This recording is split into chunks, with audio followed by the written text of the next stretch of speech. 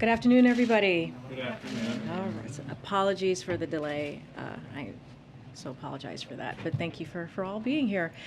We know there's a lot of interest today on some international issues out there, so we wanted to make sure that we had someone from NSC. So I brought over John Kirby from NSC. I always mess this up. Communication strategy coordinator. Okay, all yours, Kirby. Sorry about that. Thanks, Karine. No worries. Okay, everybody, just a couple of the things at the top here. Today, I think, and you may have heard Secretary Blinken talk about this earlier, officials from the U.S. Embassy in Moscow attended the 6th session of the court hearing of American citizen Brittany Griner, who was being wrongfully detained under intolerable circumstances. I want to reiterate that President Biden has been clear about the need to bring home every American who is held hostage or wrongfully detained abroad. And that includes, of course, Brittany Griner and Paul Whelan. Now, months ago, President Biden directed his national security team to pursue every avenue to bring Brittany home safely to her family, her friends, her loved ones, or teammates. The U.S. government continues to work aggressively, pursuing every avenue to make that happen. Now, as part of those efforts, we made a substantial offer to secure the release of Paul Whelan and Brittany Griner and to bring them home, just as Secretary Blinken mentioned earlier. I would add that a high-level administration official, Deputy Homeland Security Advisor Josh Geltzer, reached out today to both the Whelan and Griner families ahead of Secretary Blinken's comments, and he's going to be having conversations with them later today and tomorrow as we arrange for them to connect. In order to decrease the chances for success here, we're obviously not going to be able to share more publicly about the deal. I'm sure you all have questions about what this looks like, and I'm sure you can all understand that it's not going to help us get them home if we're negotiating in public with y'all. So I'm not going to have any more detail on that. But I will say that the president and his team are willing to take extraordinary steps to bring our people home, as we've demonstrated with Trevor Reed. And that's what we're doing right here. It's actively happening now. This has been at the top of the mind for the president and for his whole national security team. He receives regular updates about the status of our negotiations to secure Brittany and Paul's release, as well as other U.S. nationals who are wrongfully detained or held hostage in Russia, and I might add, around the world as well. With that, take some questions. A few questions for you, Kirby. Just want to make sure, one, this offer was made in June, is that right? It was made several weeks ago. Several weeks ago. And has Russia responded to the offer? And our indication seems to be that they have not. And if they have not responded, what do you read into that? Again, I don't want to get into the details of negotiations, Caitlin. I would tell you that the offer has been made, and we certainly hope that Russia will favorably engage on it. But I don't want to get into more detail about that. If they haven't favorably engaged so far, do you think this is an offer that President Biden needs to make directly? I think we're making it clear across the national security team that we're serious about securing their release. I don't have any conversations to speak about or announce on the president's behalf. We believe that this is a serious proposal, and we want the Russians to take it seriously as well. You talk about Brittany Griner and Paul Whelan being a part of this substantial, serious offer, as you describe it. There are other questions being asked about why Mark Vogel is not included among those names. He's a former diplomat. He was a teacher at the Anglo-American School of Moscow. Can you explain why he is not a part of this list of Americans that are a part of this exchange? Again, I don't want to talk specifically about what the modalities of the deal, as you mentioned the word exchange. I'm just not going to get into the details of it. But I would just tell you we're focused on all Americans who are held hostage and wrongfully detained around the world. What we're talking about with this particular proposal is for those two individuals. That doesn't mean that we're not also working in real time on other Americans who are unjustly detained around the world. Can you explain why he then is not a part of this one? I think I'm just going to leave my comments where they are, Peter. Yeah. Is there a risk in announcing this deal and making this deal public? This is delicate work to try to negotiate for someone's release. And every case is individual. The circumstances of their detention is unique. The circumstances of how they're being held and under what under what legal basis is all unique. And of course, our approach then has to be unique. We try very hard to be very careful in the public sphere about how much we say. I don't want to get into too much today other than to tell you that we felt that where we are, and given the circumstances, certainly in part in context to Mrs. Greiner having to stand and testify today, that it was an appropriate time to talk about these efforts. But I will tell you that even that decision was not taken lightly, and we're going to continue in private to work through the negotiations. And I know you can't talk about the details of the deal, but it has been reported that Victor Booth is part of that.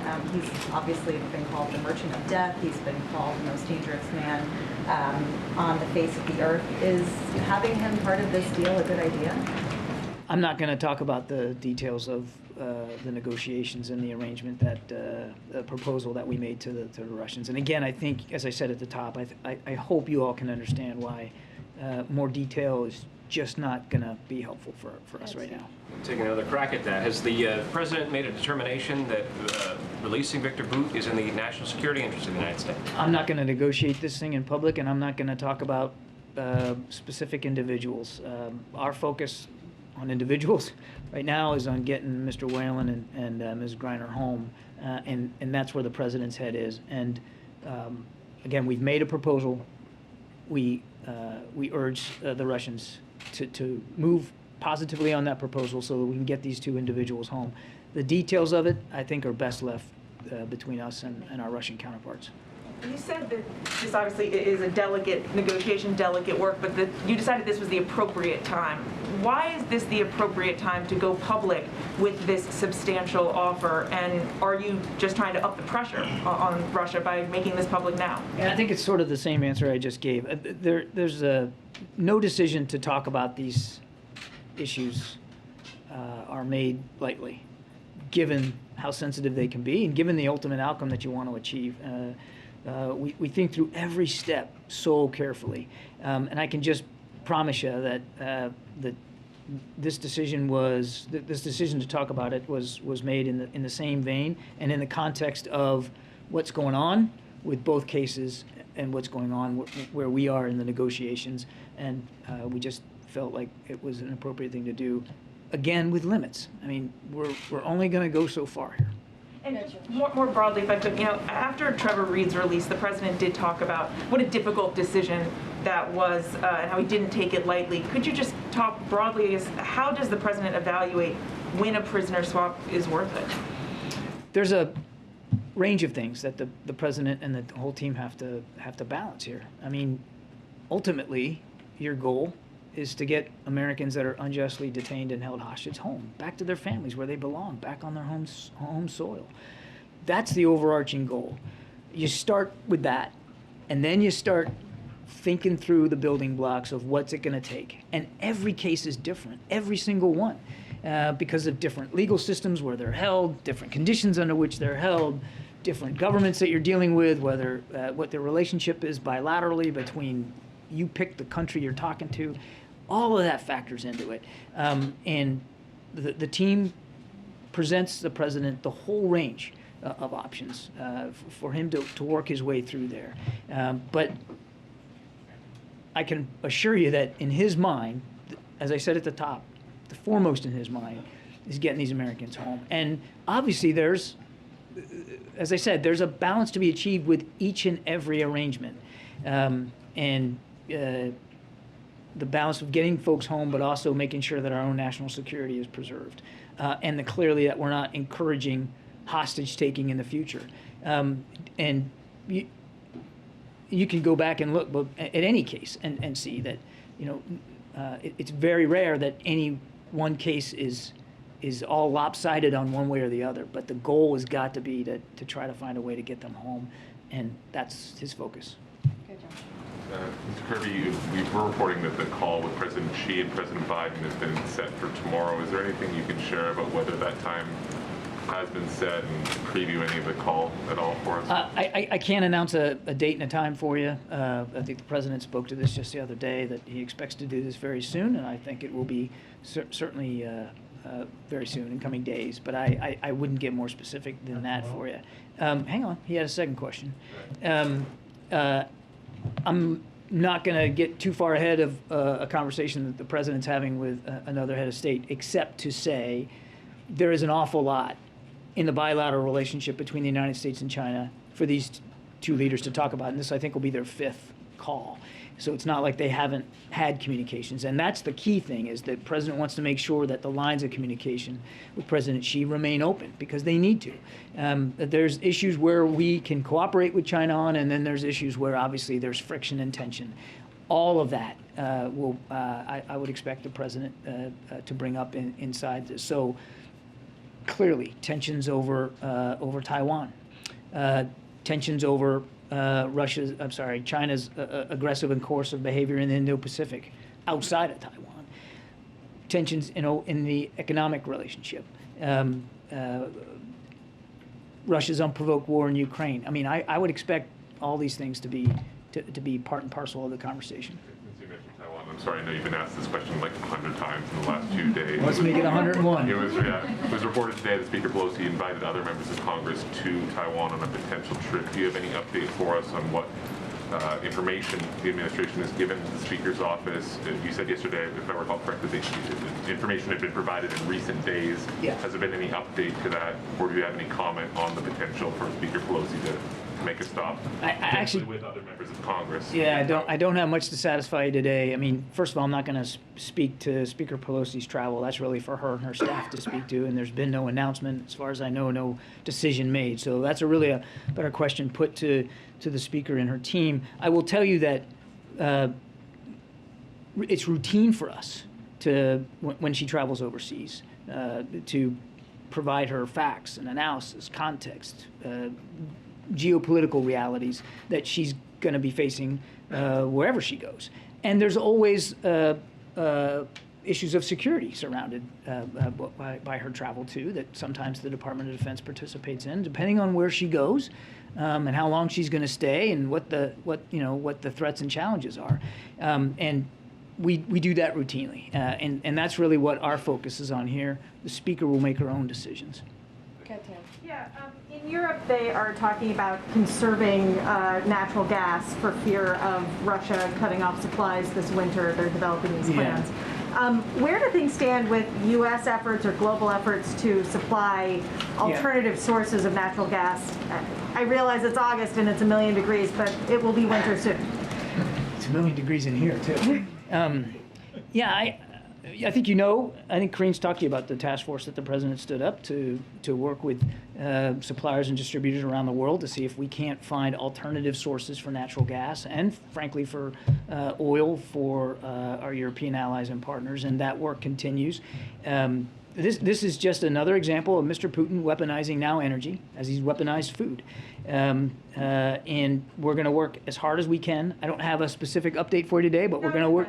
But we're going to work as hard as we can to make sure, in the context of the president's task force, that we are trying to find alternative sources for our European allies and partners as they, face a frigid winter here. We understand the realities of that and the impact that that's going to have on their lives and livelihoods. Can I ask Karine about the economy, or are we doing? I'll come. Okay, great. Yeah, I'll be at the podium once Kirby's done. Go ahead, Rick. Yes, yesterday stated the officials say they criticize China's behavior in the South China Sea. They say the China's aggressive behavior means it's only a matter of when before major accident happen. So how are you concerned about China's behavior in the South China Sea? And do you expect the president will talk about the issue with the presidency?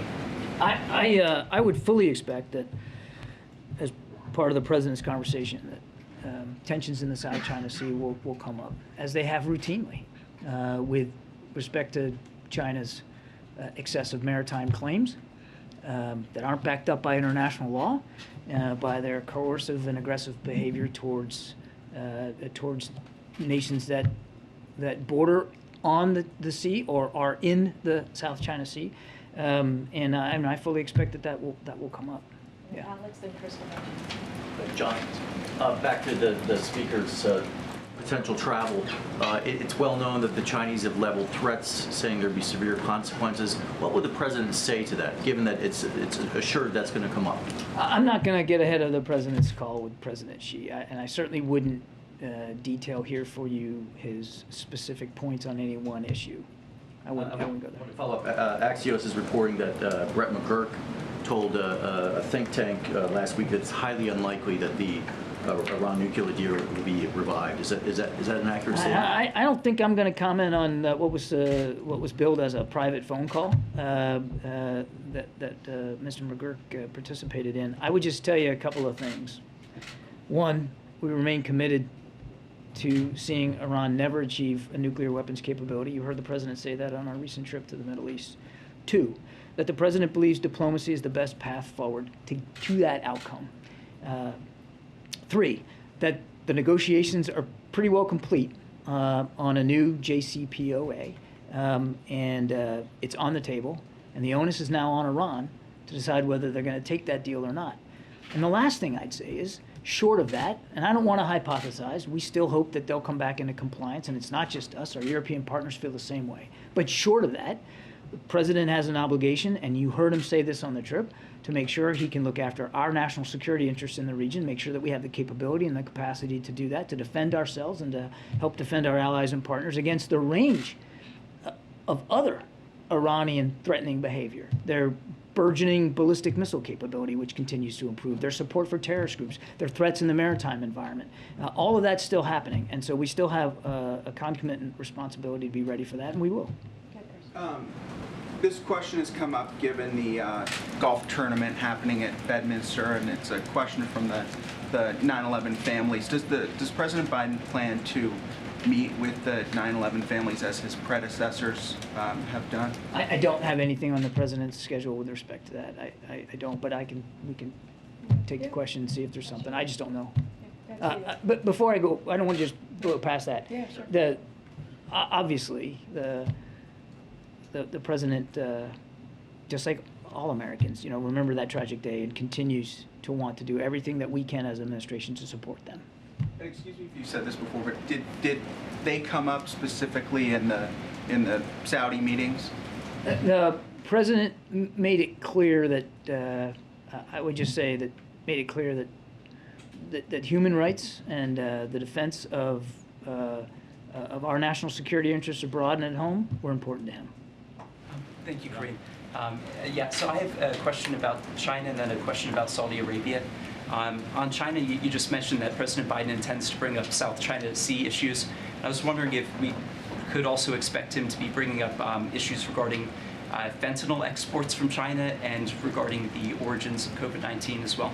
I think, as I said, there's going to be a range of issues. We'll give you a full readout after that call is over with, and I think I've gone in. They are big issues, no argument. I think we'll give you a readout when the call's over. I don't want to go into any more detail of the call than I just did. Regarding Saudi Arabia, President Biden may have begun to have symptoms about 4 days after returning from Saudi Arabia. Has the U.S. government ruled out the possibility that the Saudi government may have deliberately exposed the president to the coronavirus? I think I should refer to Karine on that question in terms of talking about the president's medical condition. That's out of my scope. But I don't know where this idea is coming from. I don't know what prompted you to ask it that way. But the idea that a foreign nation state would deliberately try to infect the president of the United States with a virus is just ludicrous. Just absolutely ludicrous. There's nothing to it, and it should be treated as the ridiculous idea that it is. Admiral, I have a question. Just briefly, I just want to know what's your response to Russia? So on Taiwan, you mentioned that'll be a topic on the Xi call. Where is that situation right now, and where do you expect that it will be after the call? Do you expect there to be some progress or some kind of new arrangement on that issue? I wouldn't. I mean, again, I don't want to get ahead of the president. So I can't speak to some specific arrangement that might come as a result of this. But let me back up a little bit. This is about keeping the lines of communication open with the president of China, one of the most consequential bilateral relationships that we have, not just in that region, but around the world, because it touches so much. And I think the president, I know he's looking forward to this conversation. There's a lot for them to talk about. Clearly, we would expect that the tensions over Taiwan would be on the agenda. I'm sure, without getting into too far ahead of the president, I'm sure that in one form or another, he will reaffirm that there's no change to America's commitment to the one China policy. None. Zero. And that we continue to not want to see cross-strait issues or tensions resolved unilaterally, and certainly not by force. And there's no reason for it to. But there's no change to our one China policy, and I'm quite certain that the president will reaffirm that. We're mindful. I mean, it's not like the president's not mindful of the context here. That there has been rising tensions in and around the Taiwan Strait, and that the Chinese have been more aggressive, the Chinese military. And as you've heard many leaders across the administration say, that's not only not helpful, it's not necessary, because nothing has changed about our one China policy. And then let me just get one other, because the CHIPS Act secured Senate support today. That's a China-related measure, obviously, on economic competitiveness. And I'm curious that, the president already issued a statement of support for what the Senate did, but that bill does not include a measure that would allow the U.S. to look at what businesses are doing abroad when they're investing in China. That provision was stripped out. Does the White House expect to issue an executive order to fill in that gap? That's a better question for my colleague. All right, just a couple more. Ebony, Sebastian, Tyler. I know you can't give us much details about the negotiations with Reiner and Whelan. However, was there any conversation with the family of Whelan or even Reiner's wife before the announcement was made? Has there been any conversations? We have been in constant touch with both families about the status of negotiations.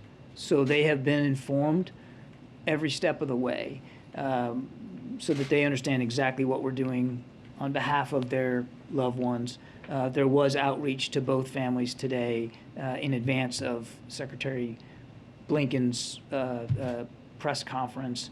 I don't know that we connected with both of them before that, but there was certainly an effort to do that. And as I said in the opening statement, we'll continue to reach out throughout the rest of the day and tomorrow as well.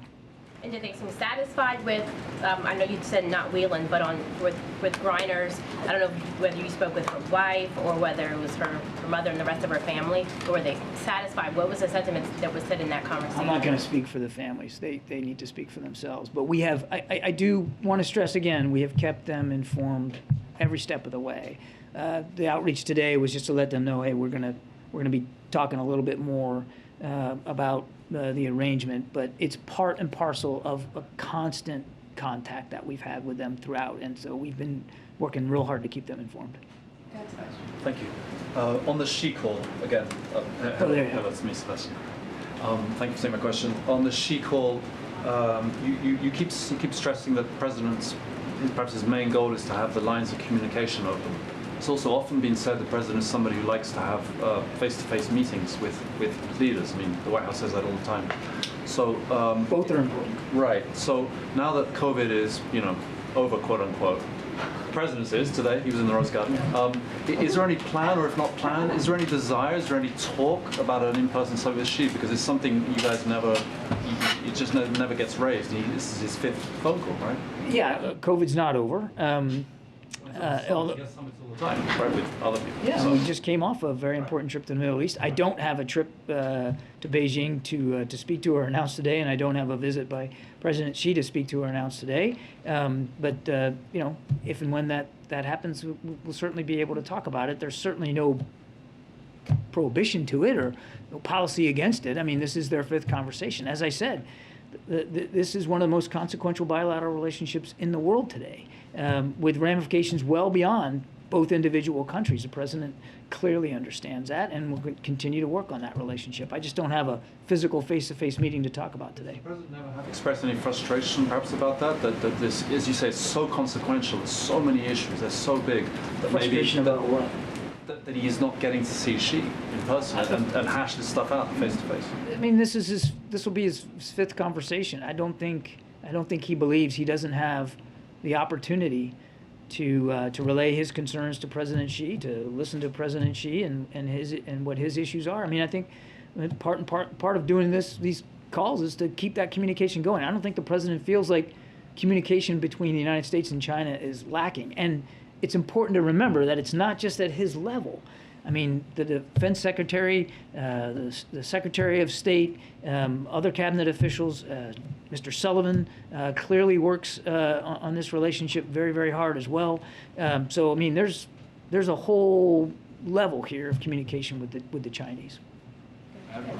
Just more on the timing today of Secretary Blinken's announcement on the fact that the U.S. had made a deal. Was that in part because, as you said, Russia has not favorably engaged on it? You said it happened many weeks ago.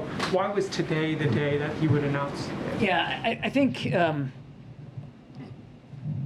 there's a lot of reasons, and I think you have to just because we don't want to negotiate too much in public.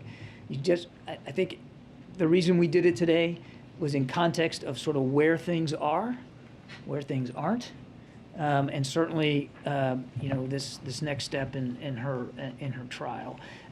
There was a lot of reasons that we factored into making this public today. You say you don't want to negotiate in public, but that's precisely what you're doing. You made this announcement today after weeks of secret negotiations to let the public know. Is this part of pressure campaign? Is this?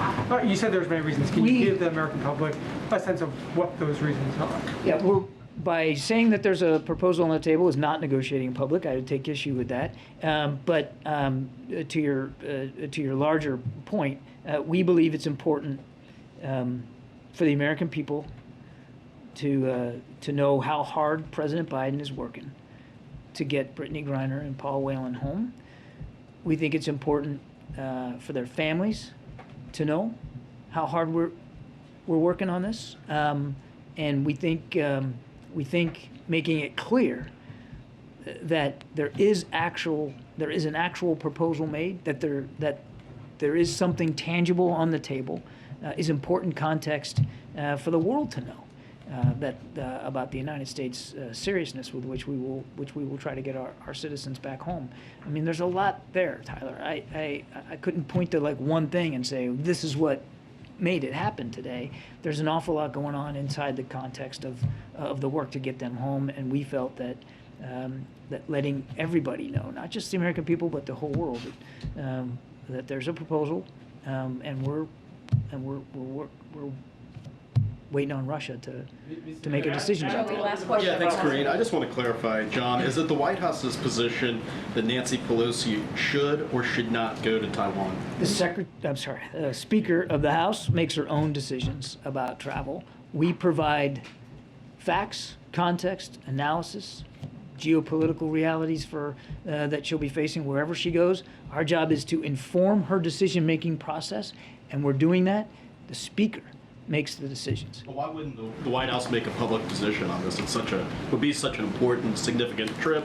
We typically don't, though. I mean, wherever the Speaker goes and whenever she goes overseas, I mean, this is exactly the way it works.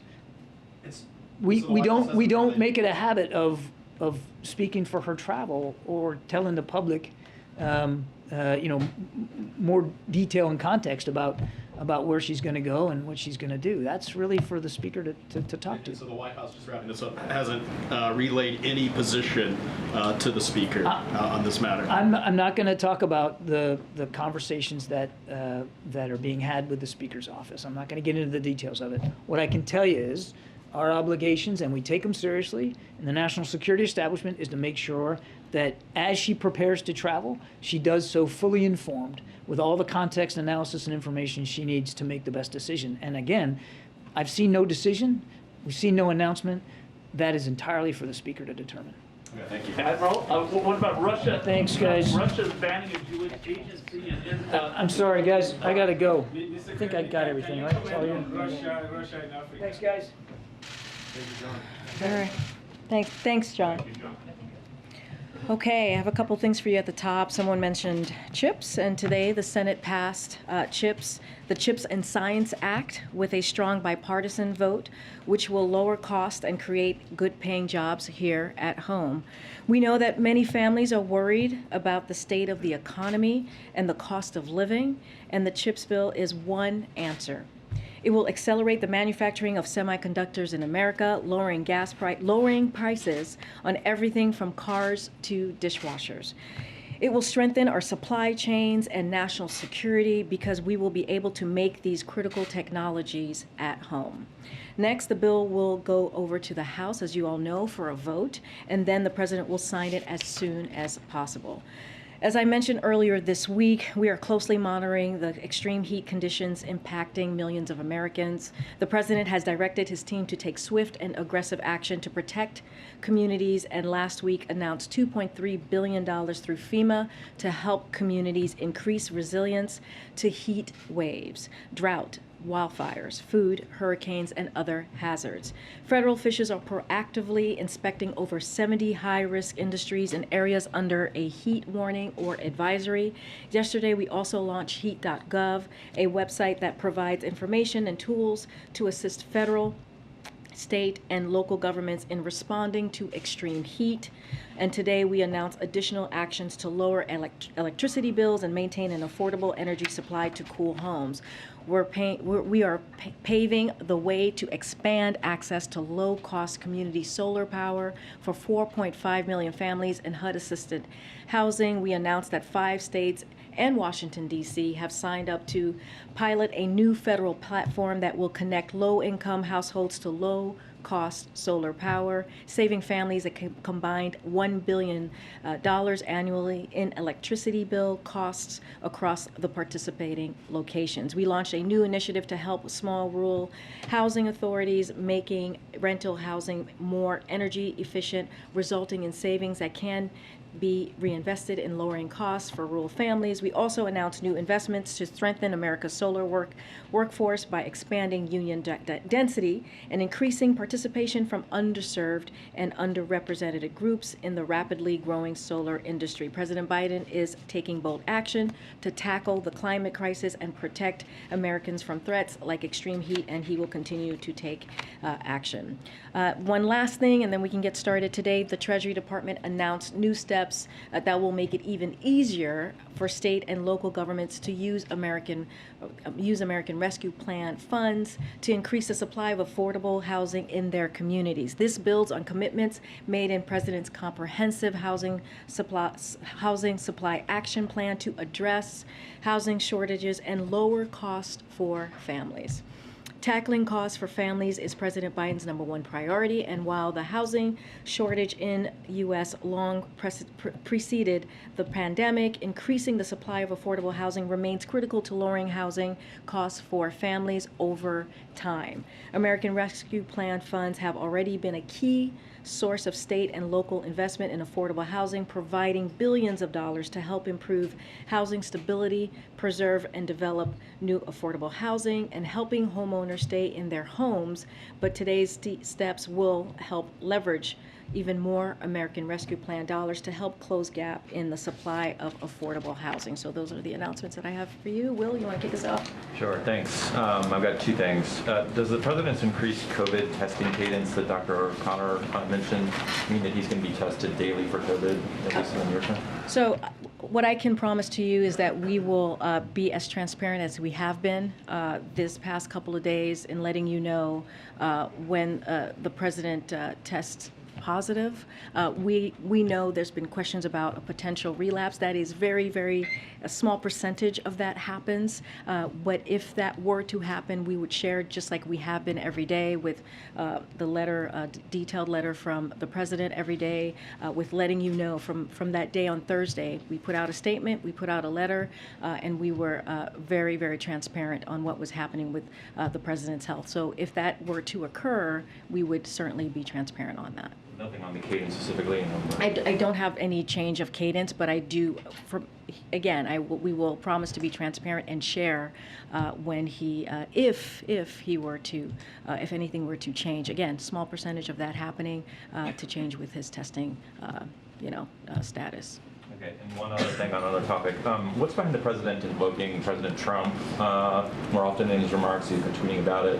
He spoke about it on the tape remarks yesterday. Is this part of a change in strategy to specifically name Trump? So as it relates to the tape remarks that you're speaking about, where he addressed black law enforcement, which was the Noble event that happened on Monday, look, the president has spoken many times before about his predecessor's role and the responsibility that his predecessor bears on January 6th, and and I spoke to this yesterday as well. The president wanted to use that moment to thank the heroes, the law enforcement heroes, to thank them for their bravery, and made a comparison to what we saw his predecessor, Donald Trump, do on that very day, which is instead of standing on the side of the law enforcement, instead of standing on the side of democracy, he stood on the side of the mob. And so that is what the president wants to make very clear, is that we had law enforcement that day who were assaulted, who were beaten, who were being attacked, and they protected our democracy. And we had someone who was in this very building, as you all saw the reporting, 187 minutes away, minutes of the first couple of hours, those 3 hours, not far from where we stand here today, and didn't do anything. And so that is what the president wants to make very clear. So just to follow up on the CHIPS Act bill, there was that provision in there that you all had advocated for that would let you basically block a deal if a company was going abroad and, say, investing in China, and you thought it was against national security interests. That got stripped out. Are you guys going to do that as an EO? So I'll say this: the bill is going to the House, so that is the next process of the bill. We've been very clear about having guardrails. I think the Speaker wrote a letter saying that how important it is going to be to have those safety precautions in this CHIPS bill. Look, this is going to what we're seeing right now with the Senate has passed is going to be a game changer as we talk about inflation, as we talk about strengthening the supply chain. This is what this will do. When we talk about, when we look at those semiconductor chips that are in, for example, automobiles, and we saw how those costs spiked during the pandemic. This is going to help lower cost for families. So, it's going to continue into the House, and so we'll see what happens in the next step. I'm not going to speak to hypotheticals at this point, but again, it still has another process that it needs to go through. Okay, now let me ask you just a quick question on the economy. Fed Chair Jay Powell, after raising rates again today, he said in his press conference that the U.S. economy is not currently in a recession, but that the path to have a soft landing clearly has narrowed, which translated out of the jargon means that it's much more likely that we will have a recession as they continue to try to fight inflation in the future.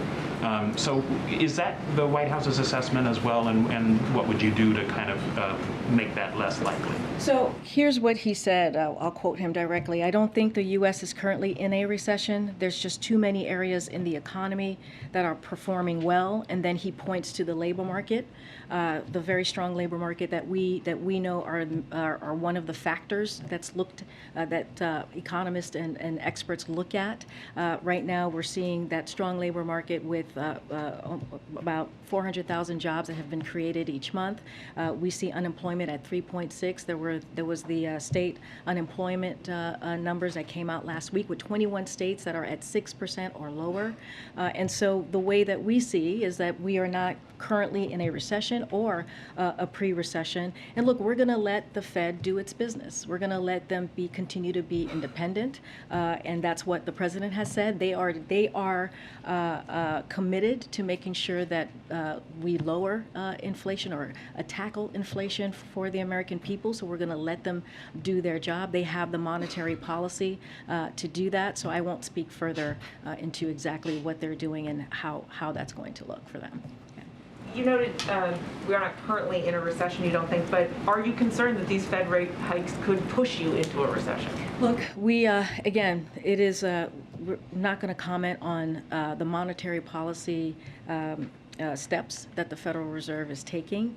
They are an independent agency, and we are going to give them the room to do the job that they're doing. And so right now, the president has laid out his plan to lower inflation. We have seen what has happened with gas prices the last 43 days, a steep decline. A steep decline that we haven't seen in a decade, again, to help give families a little bit of breathing room, and that's what the president has talked about. We have also seen food prices go down just a little bit, and so we're going to continue to do that. There's the drug prices bill, the reconciliation legislation that's going to continue to address lowering costs for Americans, and so that's going to be our focus there.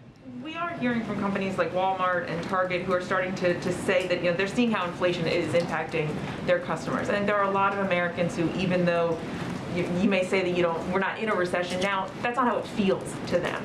What is your message to those consumers, those Americans who very much feel that we are in one? And we have said this before. We understand what the American people are going through. We feel that. We understand that. That is something that the president personally understands. We see that the gas prices and what they're dealing with at the pump is costing families.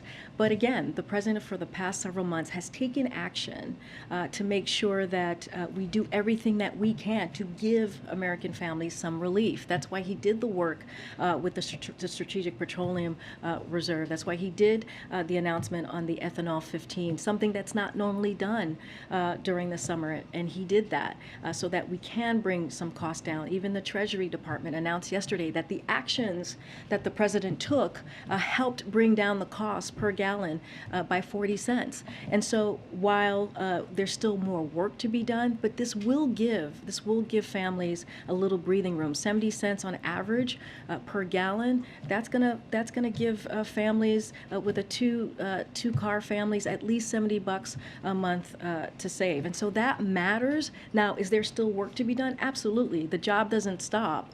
He's going to continue to see what else he can do. That's why we're looking at the reconciliation piece as well to bring down lower costs. And that's what the CHIP bill is going to do. Okay, Caitlin. I know you can't talk about the details of a prisoner swap, but is the president consulting with the Justice Department about all of this, given that would involve a prisoner swap?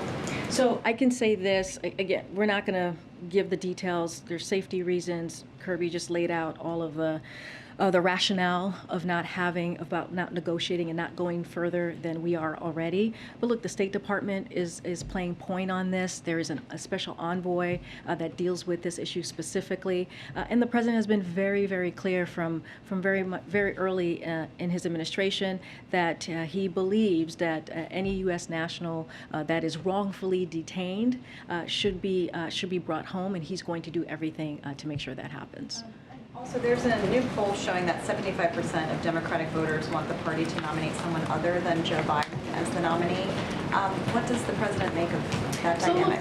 I mean, we're not worried about polls. The president has been clear that he intends to run, but we are so far away from that time, from even being close to be thinking about that. But what I can say is we're going to continue to do the work that I just laid out that the president is doing, lowering costs. You saw the president's statement on chips. That is a great step forward to investing in manufacturing, to dealing with our national security, to lowering cost for Americans. There's the reconciliation bill that's going to help lower cost. There are definitely plans that we're going to continue to work on, so we don't leave anybody behind. And so that's going to be his focus. And I will say on the other side, you got the MAGA congressional Republicans who are putting forth plans that's going to take away sunset Medicare, sunset Social Security, increase taxes for Americans making less than $100,000 a year. That is what the plan is on the other side. At least this president has a plan, and he's doing the work on behalf of the American people. Great, but so as you talk about plans on the other side, it was this president's plans that contributed to inflation, right? No, it was not. It was this president's plan. If we talk about the American Rescue Plan, look, Peter, when the president walked into this administration, there was an economic crisis, there was a COVID crisis, there was a climate change crisis, and we're still dealing with a lot of that right now. But the president turned the economy back on. There were businesses that were closed, schools that were closed, and because of the American Rescue Plan, by the way, no Republican voted for that plan, and that plan had $350 billion for public safety, another thing that Republicans talk about, but they actually don't do, and they don't push forward on a policy that will help our law enforcement. That plan helped put us in a stronger labor market and help make our economy stronger. And so that is what is happening. It is not the president that has created inflation. There are also outside factors that has led us to where we are today. If things are going so great, though, then why is it the White House officials are trying to redefine recession? No, we're not redefining recession. If we all understand a recession to be 2 consecutive quarters of negative GDP growth in a row, and then you have White House officials come up here to say, no, that's not what a recession is. It's something else. How is that not redefining recession? Because that's not the definition. That is not the definition. Brian Deese said in 2008, of course, economists have a technical definition, which is of a recession, which is 2 consecutive quarters of negative growth. I can tell you this. Yesterday he said 2 negative quarters of GDP growth is not the technical definition of a recession. It is What not. changed? It is not. Why did he say that it was? is not. I can speak to what he said yesterday in front of all of you, which is the last thing that you just repeated. There are many factors. There are many factors, economic factors and indicators to consider, and I will say that the textbook definition of recession is not 2 negative quarters of GDP. We have a strong labor market. We have business that's investing. We have consumers that are also very much investing and purchasing. That is incredibly important. We have 3.6 unemployment. You do not see that in a pre-recession, and you do not see that in a recession. So the factors that we are seeing right now, the economic indicators, does not show that we're in a recession. And I'll read, since you gave me some quotes, I'll give you some as well. In 2009, the St. Louis Fed said, while the popular definition of recession is 2 consecutive quarters of negative real gross domestic product GDP growth, the NBER, which we have mentioned many times in this room, does not strictly abide by this designation. Instead, the committee broadly defines a recession as a significant decline in economic activity spreading across the economy, lasting more than a few months. NBER has been around since 1920. I'm going to move on. Okay. To follow up on the economy, is it a risk for President Biden to say that he does not think the United States is going to be in a recession? And does the White House have any concerns that it will look misguided if the U.S. does enter a recession? So, the second part is speculation right now, and if the answer to your first part is no, because we're looking at the facts. We're looking at the other economic indicators, the strong labor market, as I just listed out. We had 21 states last week where we saw unemployment was at 3% or lower. So everything that we are seeing currently right now does not show that we are in a recession. And that is just the facts. And it's not just us saying that. You have economic experts who have said this. I just laid out a couple of outlets who have said this as well. And so there is not, and I'm happy to list more economic folks who have said this as well. Citigroup's Jane Fraser, little of the data I see tells me the U.S. is on the cusp of a recession. Moody's Analytics, Mark Zandi, I still have no recession in my forecast, and job numbers are growing are incongruous with fears that recession is dead ahead. And so that matters too. So it's not just us saying this, there are other experts as well who have weighed in on this. And just ahead of tomorrow, given there is so much talk about is there not a recession, I asked this the other day, I just want to follow up. Is there a White House definition of what a recession looks like? We have talked about the National Bureau of Economic Research. They have the textbook definition of what that looks like. They look at it more broadly, as I just laid out, and so that's what we would point you to.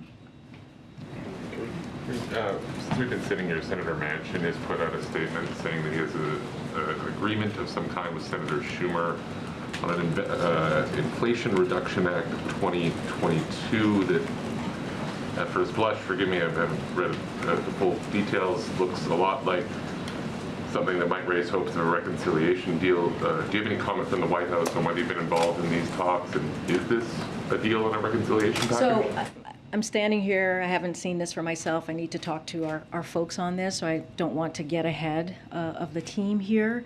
But we have been very clear about the reconciliation bill. We have always said this is negotiations that are happening in Congress, but clearly we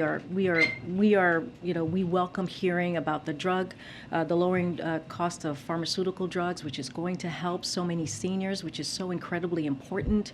This is something that the president has been fighting for since he was senator. When it comes to fighting big pharma, fighting pharmaceuticals who would not let Medicare negotiate lower cost. This matters. This is going to matter to so many millions of Americans who are dealing, many with chronic illness, as you think about our seniors. So this is something that we have spoken to. We do believe that it's going to be part of lowering inflation, which is so important, again, as we talk about the economy.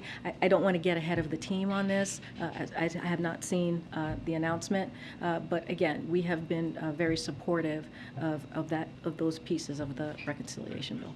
There's no recent conversations that you can tell us There's about no, with Senator Manchin and members of the administration? yeah. There's no conversation that I can read out to you. Okay.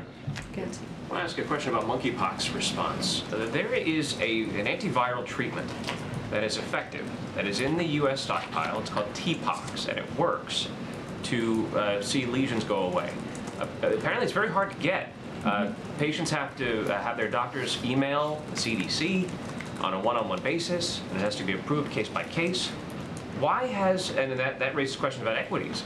People who might be their own best advocates, have doctors who get engaged, might be able to get access to the medication, but others might not. Why has the White House not reached down and tried to make this medicine, which the U.S. has, easier to access? So here's what I can tell you. I don't know much about this medicine that you are speaking of, Stephen, but I can tell you that when we learned, so I think the first case was in May at some time, and in June we put together, the HHS put together a comprehensive strategic approach on dealing with monkeypox. We made sure that it was also very aggressive. We made sure that there were more than 300,000 vaccines across the country. I think currently right now there's about 3,000 cases, and so we expedited that. We ordered a production of an extra 5 million more vaccines. And today, just to just to add to that, today the FDA approved 786,000 doses of the monkeypox vaccine manufactured by Bavarian Nordic. I'm not sure, maybe this is part of what you're speaking of. We would just have to dig in a little bit to see. But this is an important step forward in our plans to accelerate and strengthen our monkeypox response. And HHS is going to continue to work to strengthen the response in the coming days and work with partners on the ground in the community and across the world to combat this virus. And we have been making sure that as the vaccines go out, they go to at-risk communities, and that there's also an education component that has to be done as well, which is really important because people are not aware of what monkeypox is. That is something that HHS has been doing as well. Great. Go ahead. Just want to go back on some of the economic messaging. There's been a lot of debate over the technical term of recession, and this somewhat harkens back to earlier economic messaging that you guys had around inflation, where you insisted that it was transitory for months, then it was temporary, and then we've seen it continue to persist. And I'm wondering if you can just take us in a little bit about how you think about economic messaging, particularly as it relates to the recession. The argument over whether we are or not in a recession, I think when we talk to Americans, sort of misses the point about the economic attitude and feeling that they have, and the struggles that they face with increased prices across the board, as we've seen over the many months. And I'm wondering if the White House finds it effective to debate the technical term of recession versus speak more broadly to Americans, who it doesn't really matter whether a group of economists that they've never heard of declare a recession when it comes to their, just getting by. No, I get your point, and to some degree I agree. Right, there are Americans here who are feeling the high prices and the cost very personally, and that is something that the president, I believe, has talked about almost any time that he talks about the economy. He talks about the pain that the American people are feeling, and he talks about his plan and what he is going to do to lower cost. That's why we bring up gas prices, because we have seen costs go down. We understand that we need to do more, and we will. We'll continue to do more by asking oil companies to make sure the profit that they're making passed on to the consumer. So we should see more going to the consumer as prices are going down. I was just asked about the reconciliation bill. That is something that is incredibly important as we lower drug prices. And so there is a myriad of ways that we are working on to make sure that we have a plan and that cost is lowered. But as we are being asked about recession, as we're being asked if we are in one or if we're going to one, what we're doing is just laying out the facts. I have a long list of other organizations, other economic groups that have said we are not in a recession, and because of the strong labor market, there is no indicator, or all these different indicators doesn't show that we're headed into a recession. So we're just laying out the facts as we are seeing it, and we're also pointing to NBER, who actually has the textbook definition, and they look at this more broadly, as I've said. But we're going to continue to talk about the American people. We're going to continue to talk about what they're feeling. That's why the CHIPS is so important, as I just mentioned very early on at the top.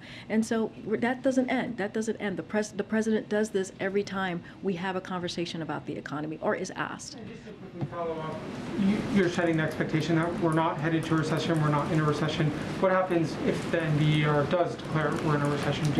That's a hypothetical. I'm not going to get into that. I'm just saying where we are currently, how we see things, how the multiple economic indicators that are in front of us do not play in a way where we would be currently in a recession at this time. Just lastly on that very quickly, does the president have confidence in his economic team's ability to forecast and predict?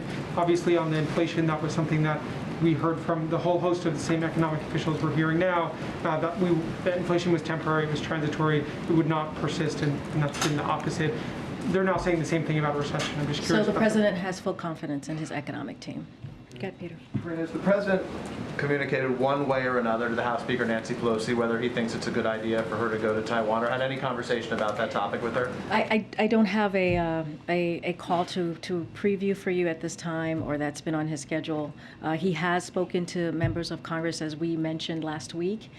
Those were one of the many things that he did while he was working from the White House residence.